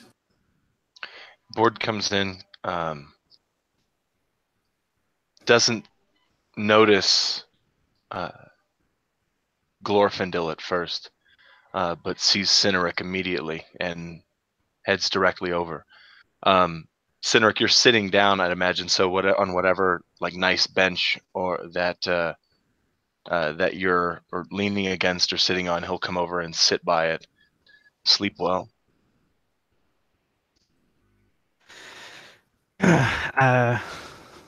Like a dead-eyed stare in front of him.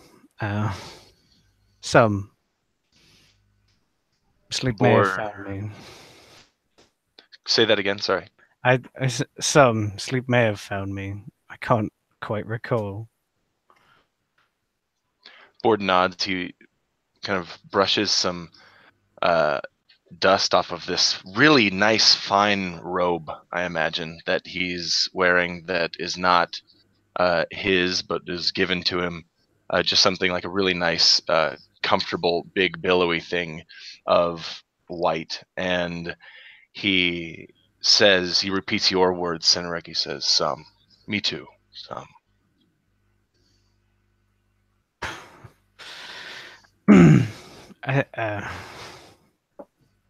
I think Cynric just sits quietly. You may think you are comforting him, but it's quite hard to tell or read at this moment. I think Board would probably stop trying if he'd realize that. No, I'm not saying you aren't, but I just think it's very hard to read him. He's not reacting too much to you or anything. Baragon, you'd be the next to enter. Baragon comes in and looks at the scene, looks at his companions, and there's a hand just sort of touches each shoulder as he sees them, and his eyes are looking everywhere but Glorfindel. He just can't look at Glorfindel. Even with the mask on, he's kind of glanced in that direction once, but he just can't bear to look. And he looks at his companions, and after helping himself to maybe a drink from a ewer at the on one of the sides, and maybe some lambast bread or something else, some crumbs of lambast bread, he does notice there's a brooding, dark feeling coming from his companions, and he sort of slips out, and a few minutes later, you hear a steady, steady, hey, and then a shout for a shout, Cyneric, help! And Cyneric hears Searu angry as Beregond thought it would be a good idea to lead Searu in to comfort Cyneric, but Searu was having nothing of being led by Beregond and has sort of beaten him off. Despite the malaise that hangs over him, I think at the shrieks of Cyneric help, I think it is too inbred into him not to do something. So he kind of like jumps up, shocked, like stares like bored in the face, and then like dashes like over the top, like they were still at war, like he had just broken out of a flashback, or that he's still there on that naval battle. But he charges out. Not exactly axe drawn yelling, but he moves quickly for your location. Yeah, I'd be somewhere sort of in the stables, at the stables, sort of on the stable floor in front of a rearing Searu, sort of scared.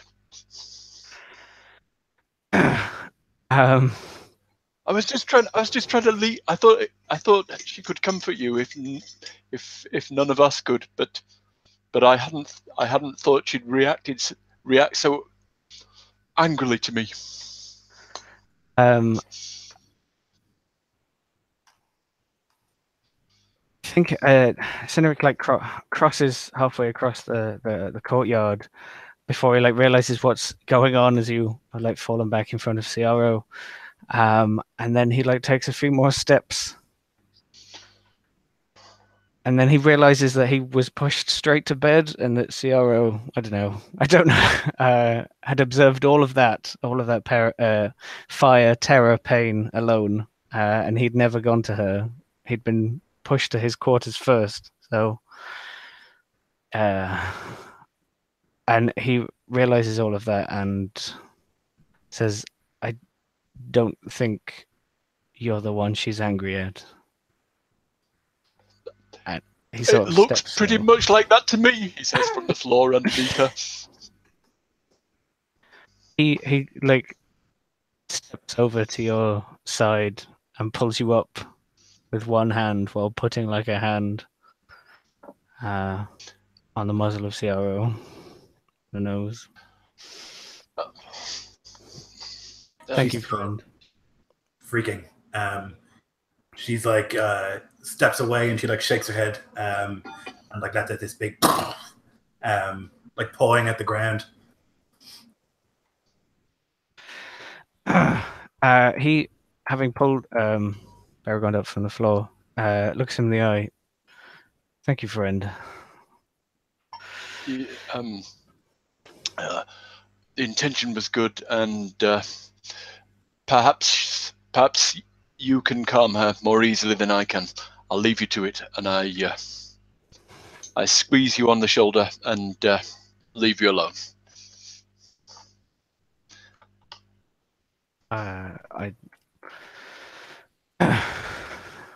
What precedes is me trying to, Cyneric trying to. He whispers in Rohirric again and again, forgiveness, and tries to talk her down, talk through that he didn't like leaving her any more than she did, and that he really doesn't wish to be upon the sea again, apart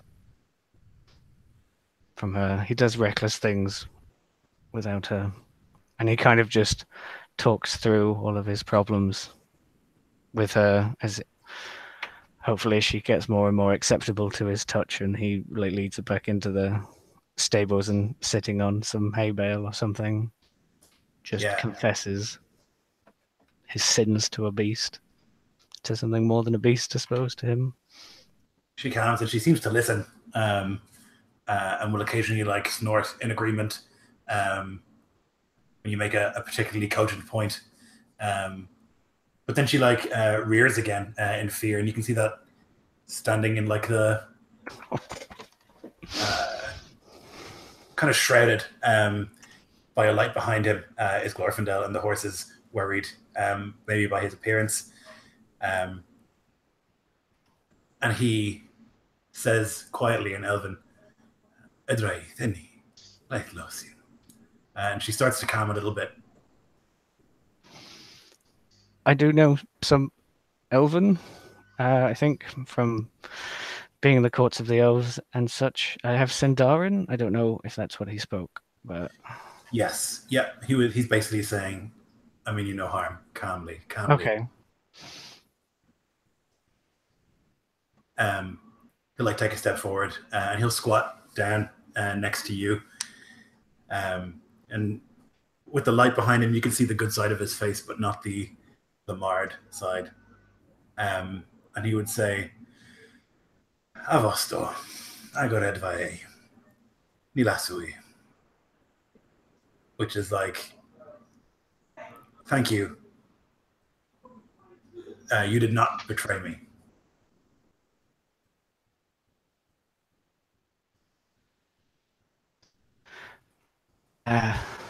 He coughs, clearing his throat a little. The tremor that is threatening him. This war has made so many people ugly. It has hurt, maimed, killed, left lasting impressions on us all. The last thing I wished was you to be another victim. I am not Thranduil of the Woodland Realm. I do not covet my appearance, so I have been through many things in my long life. I died once I went back to Aman, and now I am back here. I think the mask is quite fetching.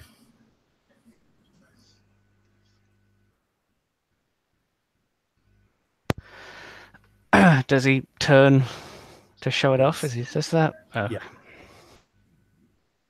I mean, Cynric can't disagree, I suppose. He drops, like, slides from the veil onto his knees, beside, in front of Glorfindel. I asked for forgiveness, but to Ciara, my horse, before I asked it from you. I did not have the strength. Well, seems like she has a particular temperament. You probably made the right decision. There is a sad smile as he looks up to the horse between them, and he just says very quietly, "Forgive me." Of course. The battle is won. It would not have happened without you. Yes, we have lost many. But Tor Himling still stands. I still stand. Many of us still do, more than would have if you had not been here. We had fought the powder before. They destroyed a party of orcs with much less.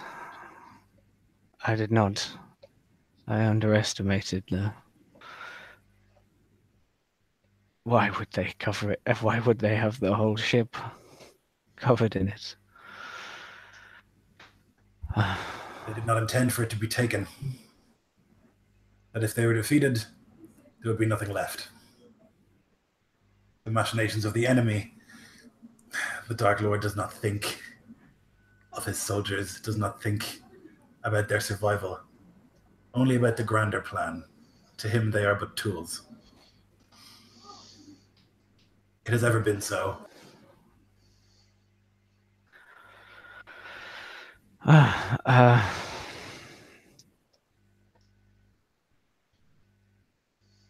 You talk of tools.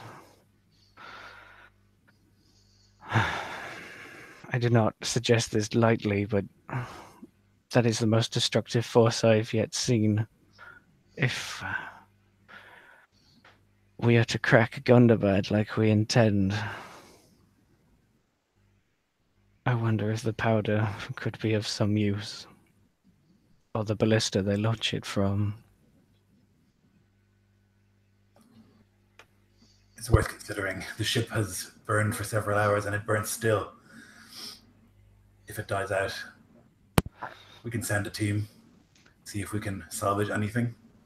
Some of the smaller ships, they used handheld fire bombs we've seen used before. Could Faroth sweep in at this moment? I think Board is also kind of like standing in the greater stable area. Probably didn't want to interrupt until Glorfindel just like materialized and interrupted. Yeah, I think what Faroth has done is that he basically got only the amount of sleep that he required to make a full recovery. And seeing the state of Glorfindel, what he's done is he's gone about the settlement, essentially not saying anything to Glorfindel, but basically going around making sure that everything is okay and sort of working out what needs working on in his stead, essentially doing his best to cover for Glorfindel whilst he's in this sort of recovery state. And he arrives and he's just been upon the beach, just surveying what is left and stuff. And he returns and he, at that mention of recovering any of the powder, Faroth looks grim and he says, I feel it would be a challenge to recover it from the bay, but it is worth considering.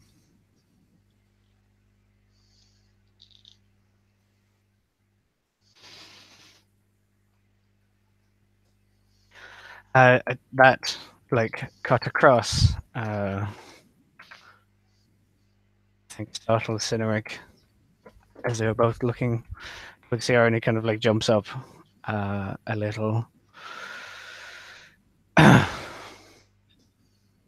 Farath,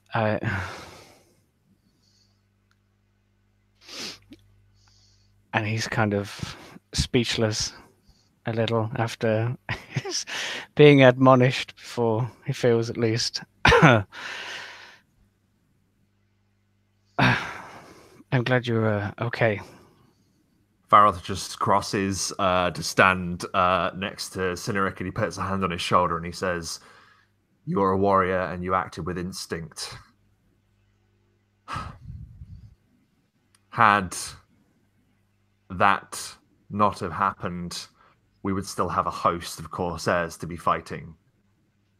And could very well have been the end for us.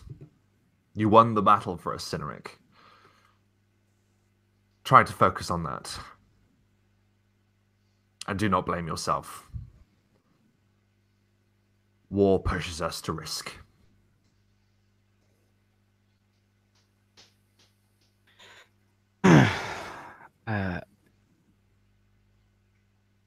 Cynric watches you, looks into your eyes as you say that, and sees the compassion, or the honesty, the truth behind your words.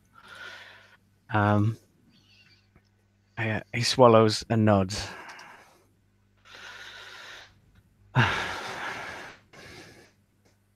This war pushes us all to do more and more dangerous things.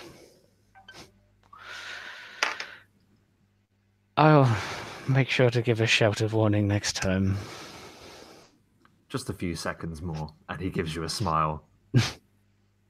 The war pushes us to many great things. Why, indeed, I think Beregond has written more songs in his life during this conflict. And he sort of shoots a look.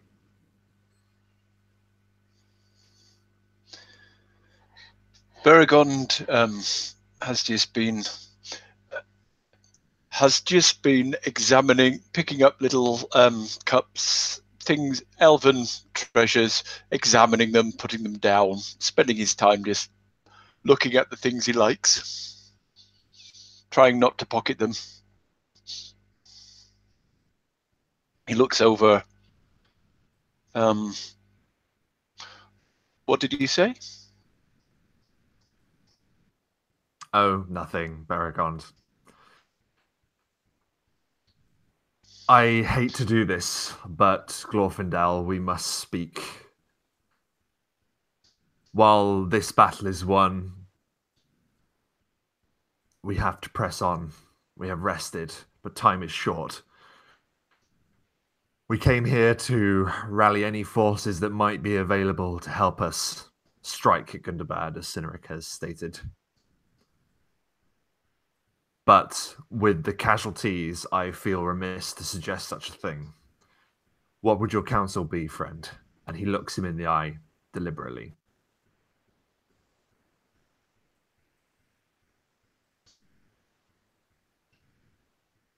Sorry, Glorfindel, you mean? I'm sorry, did I not say Glorfindel? Sorry, I mustn't have heard. No, he that's looks- fine. he looks back. Beragond also looks indirect, tries to look but can't, and looks sort of with a slightly sick expression away.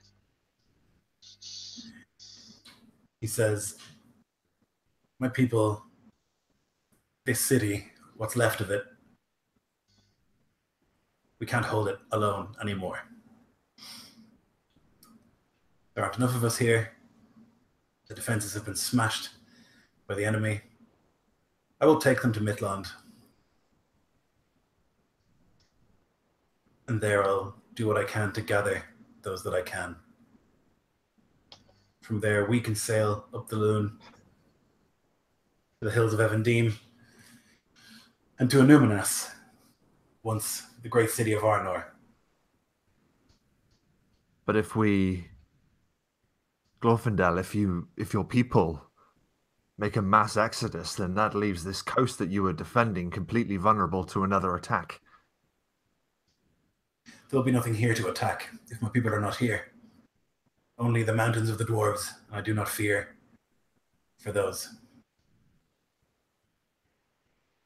Farroth sort of looks down and kind of gives a nod of agreement. It's not like the Corsairs will have much luck against the dwarves on land and under stone. If that is your wish, Glorfindel. What is the plan you have? Where will these armies meet to go and retake Gundabad? Our most recent stratagems have involved the dwarves. We are to unite them and march them with us to Gundabad. Hopefully we can send word to the rest who will be fighting alongside with us, my people, and the elves as well, from Mirkwood. A great gathering. Perhaps it's a tad dramatic, but I have a flair for such things. Why not meet at Amonsul, the old watchtower? A symbol is perhaps what this newly united force will require. I think it's perfect.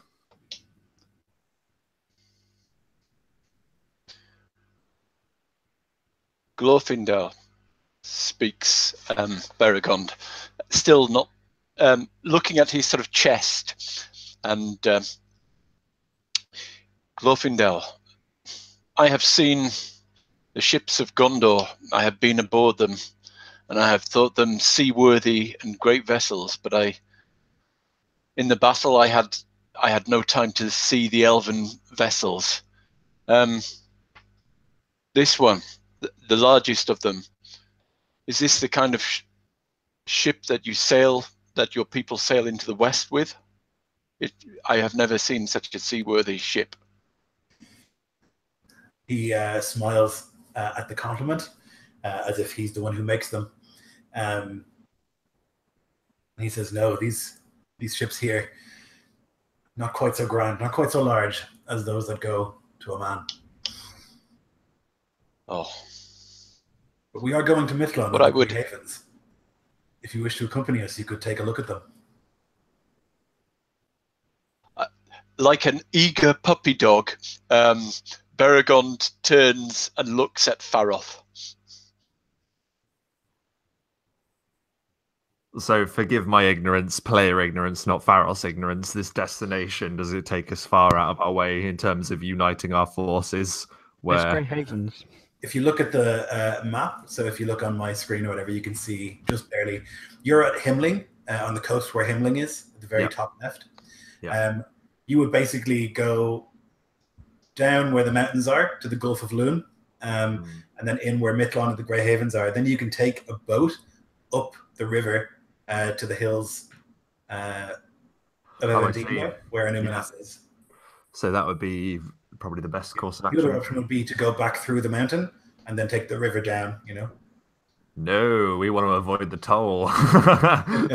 We don't want to go back to that bridge. Varoth looks at Beregond and he just gives him a smile and he says, who would I be to deny such a sight to you, or to one who loves the creation of things like you, Beregond? And there's a broad smile on Beregond's face and a slightly guilty look.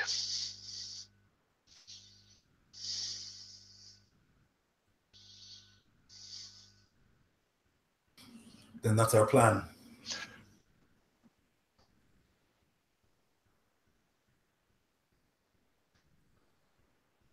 Varoth looks to Bord and Cynric to see if they have any objections or suggestions. He looks at Bord first. And Bord meets eyes and then looks directly to Cynric, nodding. He's in. Cynric, who had been like stroking the side of Ciara's face and kind of fussing with her, as she would probably nuzzle against him or something during this council in a stable. He kind of looks up, sensing a silence, and then kind of plays the words back into his head. Then we travel for Mithlond.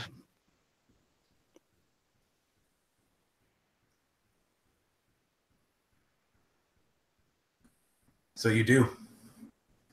You spend another day or two in Torhimling, in the now ruined city. All these beautiful elven towers that have been smashed and burned. Much of the kind of white stonework, scorched black. And Glorfindel organizes the exodus of the people from this city, those who are left. A great caravan moves from Torhimling, and you march down along the coast towards Forlinden and then along the forest into the Gulf of Loon itself until you approach in the distance the Grey Havens and Mithlond. Glittering spires and the ships. There aren't words that I can use to describe them. They're simply enormous and perfection. White, gleaming ivory in the shape of a swan. And if Beregond is given permission to look around inside and outside one, he's looking for a place to stow away. He's not going to hide it. He's not going to do it now, but just to sort of note for the future. Yeah. So I guess Glorfindel would, seeing your interest, he would like bring you around, give you a little tour of one of these ships. And yeah, I guess you would spot a few places that maybe if you were crafty, you could hide in.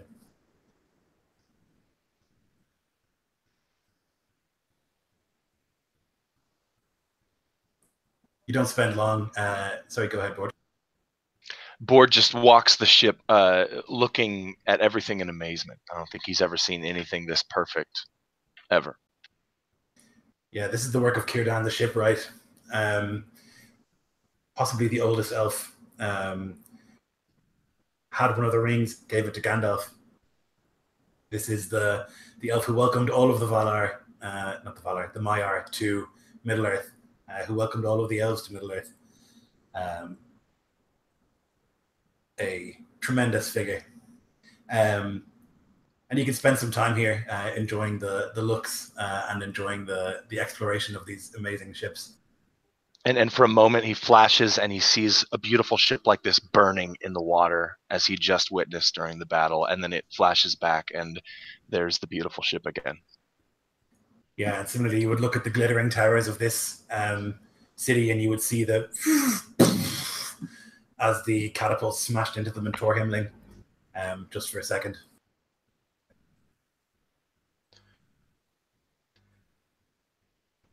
Can I just go back and say, for most of this journey, for most of their journeys, Beregond has not made much. He's happily fought alongside Bord and been in Bord's company with others, but he's always been a little bit uncomfortable when he's alone. When the two of them find themselves alone, he might be a bit intimidated by the big Bjorning. But on the way down to Mithlond, he starts trying to make some kind of bond with the big Eastlander, and his way of making bonds with people is mentioning that they stayed with the Bjornings and saw some fine woodwork and bee sort of, beehives and things like that. But do they have any jewelry? Have they any other crafts? And he'll be basically asking you what kind of treasures you produce. Bord chuckles at the question of jewelry and gems, and he says, "Oh no, we have nothing like you men of the South." And he thinks about the talismans of bone, and he says, "Teeth of bears and enemies alike. Oh, that's the jewelry we wore." And he looks at his gauntlet now, this new weapon of war that he has stolen from the Corsair, and he stares at it and he says, "Now all my trinkets remind me of death." And he, for a moment, thinks about the sea, and he doesn't. He says something that doesn't really make sense to you because it's out of context. But he thinks about that that expansive ocean that he had longed to see forever, and he says, "It's just water." And those are the only words that he speaks, just for a moment. He seems lost in this every so often. Where do you hail from? What sort of treasures do you produce? I'm from Gondor, he says, expecting you to be impressed.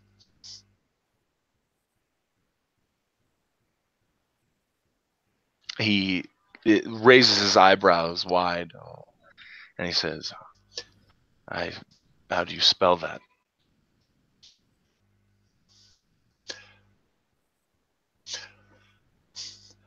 I will, when you see, just 1 second. I've forgotten the name of what's the name of the statues at the falls of the Argonath. When you see the Argonath, then you will know what I am boasting of, I say, with a slight glance at Faroth. One of those, that cynical face turns to curiosity, and he tries to repeat the word Argonath. The statues that guard the old borders of Gondor, and hopefully will guard the new ones too. The restored borders.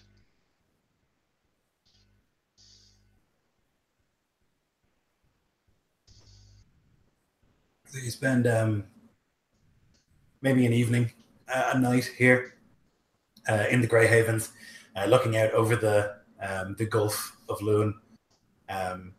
In the morning, you'll make your way onto a boat, not a ship, but a boat, a barge of some kind that you can use to sail up this river.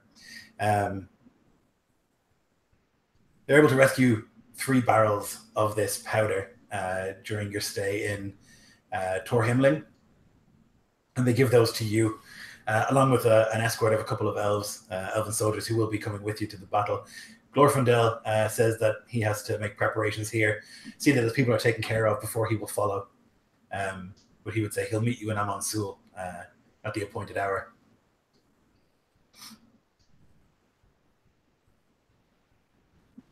And you make your way up the river to the hills of Evendim and on to Anuminas, where you can meet again with Arahad. Arahad, the sire of Cardolan, one of these Dunedain nobles. He's been doing a lot of work here, and you can see that Anuminas, already a nightmare in terms of a place to siege, has become even more so. They've been making serious preparations, and there are moats dug and ditches and all sorts of things built around the city. It doesn't look splendorous anymore at all. The Great Tower is still visible, but other than that, it's definitely a place of war. Messages had been sent already to the dwarves of the appointed hour as well to meet you at Amon Sul. And They again, send messages to Rivendell. yes, Yeah. to Imladris as well. Messages sent all to meet at Weathertop. And so you make your way there. A couple of days go by, and then a week, a little bit more than that, and you're standing at the top of this tower. There's an army camped around you, an army of dwarves, of men, of elves. Men have come from Bree, even, hearing of the great fight against the darkness that's going to happen, and this regiment of stout and brave, hearty men from Bree. Not usually a name that you would associate with great warriors, but they are here nonetheless to help. And you're standing at the top of this tower, a place that you have been before, many of you, a place where you fought terrible evil. But now there are allies here, a great many. You stand here with Thorin, with King Gurney, Firebeard, with Korth, son of Karth, who is the war counselor of the Broadbeams, with Glorfindel, with Arwen and Elrohir, daughter and son of Elrond, and Arahad of Cardolan. This council stands around this table, and you have this map of the area around Gundabad. And there's sort of an excited discussion going on, and you can hear the dwarves kind of grumbling to each other, although they were enemies or hostile when they were in their own territory. Now they have banded together almost immediately and are agreeing on everything, as long as it disagrees with what the elves are saying. And there is a frantic discussion. And Arahad takes his dagger and just smashes it into the map. Gundabad, that's what we're here for. That is where we're going. And that's where we'll end the session. Thank you, guys. That was really fucking great. Really God damn. Jesus. That was awesome. All right. Thank you to those of you who watched. We had a couple people watching. I hope you enjoyed. We'll see you next time.